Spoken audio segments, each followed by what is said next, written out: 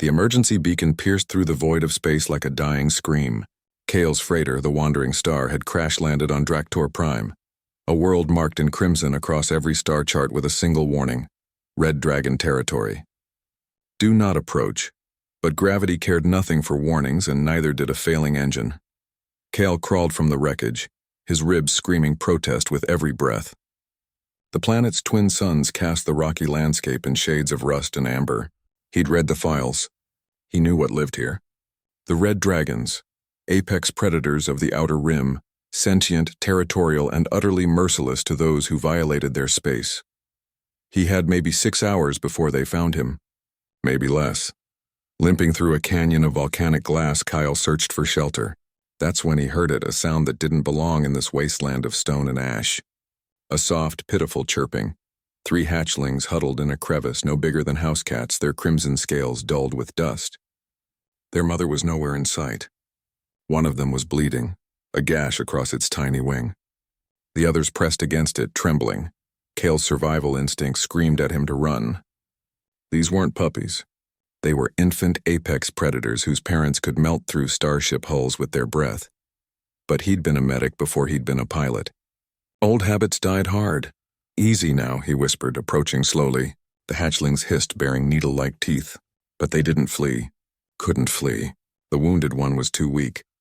Kale tore strips from his jacket, fashioning a makeshift bandage. He cleaned the wound with precious water from his emergency kit, muttering curses under his breath. The hatchling whimpered but held still, intelligent eyes watching him with something between fear and curiosity. When he finished, exhaustion hit him like a freight train. His adrenaline crash coincided with the hatchling's apparent acceptance of him. They crawled closer, seeking warmth in the cooling evening air. Before he could protest, they'd nestled against his chest, their body heat surprisingly comforting in the dropping temperature. "You're gonna get me killed," Kale muttered, but his hands instinctively curled around them protectively. He didn't remember falling asleep. Vyrath smelled the human before he saw the wreckage. The alpha of the Red Dragon pack descended with fury incarnate, his scales blazing like molten armor in the fading light. Behind him, 20 warriors followed, each capable of reducing a battalion to ash. They'd detected the unauthorized landing 3 hours ago. They'd found the crash site 2 hours ago, and they'd been tracking the human scent ever since.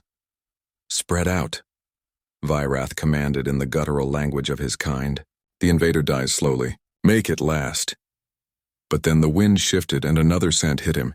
His hatchlings. Vyrath's roar shook the canyon walls. He dove, wings tucked, a crimson meteor plummeting toward the source. His mate had gone hunting that morning, leaving the younglings in what should have been a secure den.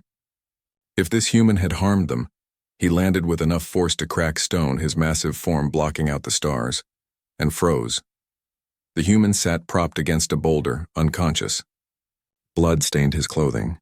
His breathing was shallow, labored, but that wasn't what stopped Vyrath cold. 3 hatchlings, his hatchlings, slept peacefully on the human's chest. Their bellies rose and fell in contented rhythm. The wounded one, Ember, had fresh bandaging around her wing. Human bandaging. Vyrath's second-in-command, Korath, landed beside him. "Alpha, I don't understand. Why hasn't it—" "Silence." Vyrath approached slowly, each step measured. The human stirred, eyes fluttering open. In that instant, Kale knew death had arrived. The dragon before him was massive, easily the size of his freighter, with eyes that burned like stellar furnaces. But Kale didn't run. Couldn't run. The hatchlings were still sleeping on him. "I'm sorry," Kale whispered, his voice hoarse. "I couldn't leave them." The little one was hurt. Vyrath tilted his massive head. The human spoke universal common, but there was no deception in his scent. Only exhaustion, only resignation. The dragon's gaze moved to Ember's wing. The bandaging was crude but effective, clean. The work of someone who'd taken care not to cause further harm. "You trespassed in our territory," Vyrath rumbled, his voice like grinding tectonic plates. "I crashed," Kale replied simply. "Didn't have a choice. You could have left them. Saved yourself." Kale looked down at the sleeping hatchlings. One of them, the smallest, had curled a tiny claw around his thumb in its sleep. "No," he said quietly. "I really couldn't." The Red Dragon pack watched in stunned silence as their alpha did something unprecedented. Vyrath lowered his massive head, bringing his eye level with the human. He studied this fragile creature who'd chosen certain death over abandoning wounded younglings. In all his centuries, Fireth had encountered countless species. Warriors, conquerors, merchants, cowards. He'd never met one quite like this. "What is your name, human?" "Kyle." "Kyle," Vyrath repeated, tasting the word. "You have violated our territory. By our law, your life is forfeit." Kale nodded, accepting. "I understand. But you have also honored the oldest law, the protection of hatchlings." Vyrath straightened to his full height. "My pack came for blood.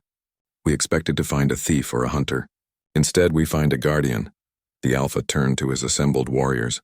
"This human is under my protection. Any who challenge this will face me." Silence. Then one by one, the dragons bowed their heads. Vyrath looked back at Kale. "When you are healed, we will repair your ship. Until then, you are a guest of the Red Dragon Pack." His eyes gleamed with something that might have been respect.